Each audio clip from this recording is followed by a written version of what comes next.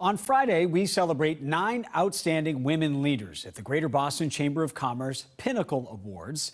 The awards are virtual this year, and the honorees are truly impressive. Fidelity Investments Senior Vice President Pam Everhart is this year's recipient of the award for Lifetime Achievement. Our Lisa Hughes spoke with her about the honor. I have to know, Pam, how did you feel when you found out you had won the Pinnacle Award for Lifetime Achievement?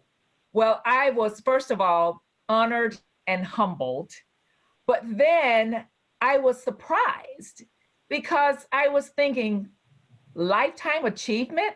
I'm thinking, aren't those awards reserved for esteemed senior citizens or folks who are getting ready to retire? And I'm thinking, I'm neither. That's not you. That's not me. So it was really nice to have, something, what I would say, out of the ordinary, maybe perhaps, in terms of this award. But overall, very excited that Greater Boston Chamber wanted to recognize not only me, but I think the work that my team has been doing. Well, you have spearheaded so many initiatives, programs, funds, that you're the perfect person to be receiving this. And I think also at the perfect time. Can you talk a little bit about some of the initiatives that have been most meaningful to you? Absolutely. Number one is that I'm so committed to the community, particularly the underserved and the under-resourced community. And I'm so focused on trying to close the wealth gap. So the work that I do and lead at Fidelity around financial literacy in public schools is so important and so rewarding. I've had an opportunity to engage with middle school students who had no idea about a stock or a bond. I think, when I grew up, my household, we always knew how to save. My mother was really good at that. She knew how to stretch a penny. And so we talked about savings a lot, but we never talked about investing. So it's great that my team and I have been able to work very closely with Boston Public Schools and talking to students about opportunities to save and to, perhaps change their life's trajectory. You are also involved as a co-creator with other executives of the Racial Equity and Social Justice Fund. And I know that in November, the fund gave its first 20 grants at $50,000 apiece. And I'm curious how you hope that will evolve, what difference that fund will make in Greater Boston.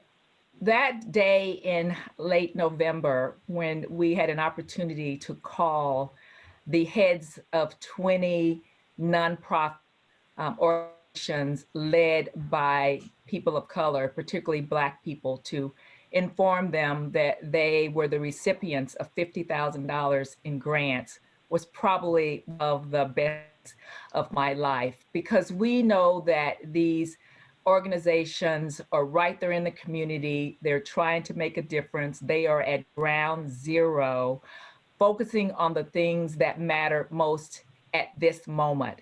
And particularly in the aftermath of George Floyd, we're currently still in, and a lot of them are struggling to survive. So to be able to give them a lifeline so that they continue to do the great work to drive systemic change in the community is so important. One of them I know is La Colaborativa in Chelsea, which is literally feeding people. I mean, the most essential basic need is being met by that organization. And I can only imagine, as someone who is used to focusing on outcomes and successes, that just the challenges of this time, not being able to physically be with people, has to be really hard for you and for your team. How have you managed that part of this challenging time? Well, you're right. Normally, we're out actually touching people and developing relationships on one-on-one. But we definitely had to pivot back in March and try to be more innovative in the way that we delivered our services. And so it really challenged us to think, and I tell my team, not just outside of the box, but to think as if there is no box, trying to figure out what is the best way to continue to engage. I mean, at first we thought, we may not be able to do some of the Fidelity Cares events that we generally do. Every year we have a Fidelity Cares Day. But we said it is so critical at this moment that we reach out nonprofit partners. And what we did, instead of having a Fidelity Day, because you're limited to what you can do in a day, we decided to have a Fidelity Cares Week to reach out to the many, many nonprofits across the US where we have a significant footprint to make a difference in those communities. That's brilliant. And it also really encourages people to think about participating beyond a certain day, one day, on a personal level. So, Exactly Pam, right. question for you. One of the many aspects of the Pinnacle Awards that I know you and I both appreciate, and one of the things that makes this event by the Greater Boston Chamber so meaningful, is the advice that the honorees offer each year. I mean, I'm always taken by how smart and witty and authentic and personal the speeches are. And even though we're not going to be hearing the speeches in person, if you could, even before the event, leave our viewers with just a bit of advice, a tenet that you live by, what would that be? It's very simple, and that is always remember before T.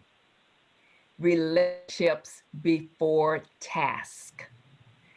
And I was able to figure this out on in my career. And some of my mentors told me the importance of relationships. Getting the task done is obviously very important. But if you want to really thrive and do more, it's the relationships. You have to acknowledge that no one does it alone. And even the most dynamic leaders require a team to push them to their absolute best. And how you become a great leader is helping those relationships, whether they're with your team, whether they're with people who are your managers, if there are people within the community, it's those relationships that matter. So remember, R before T gets the job done. Well, as a dynamic leader yourself, you live by those words. We can see it. It's part of what makes you so deserving of this award. Pam Everhart, thank you so much for your time. Thank you, Lisa.